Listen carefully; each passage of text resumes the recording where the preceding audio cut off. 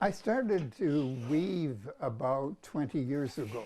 Vernon Wiehe tried wood carving and pottery, but this is the hobby that fit.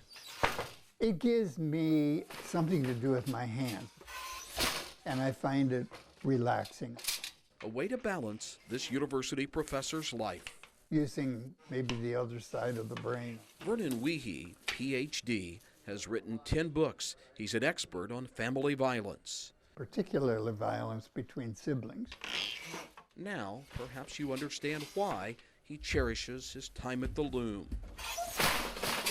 A passion which had its genesis in needlepoint. But that's not a hobby a man can do in public unless you're Rosie Greer, and if somebody laughs at you, you could deck him.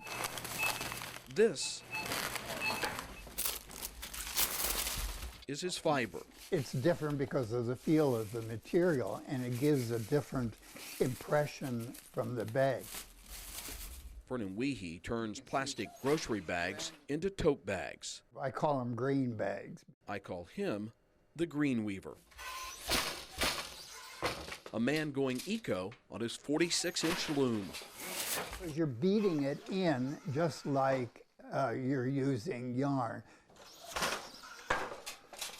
It was rather difficult to try to figure out how to cut them.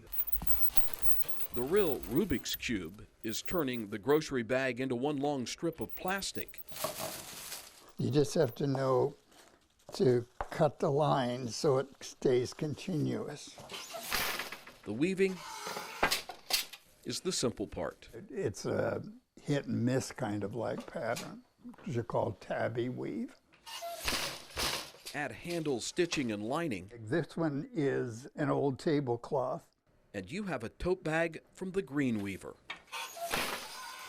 A hobby made for a professor. Weaving is really kind of a clean and a neat hobby, and I've enjoyed it. Photographer Chris Woosley, I'm Greg Stottlemyre on Kentucky's Backroads.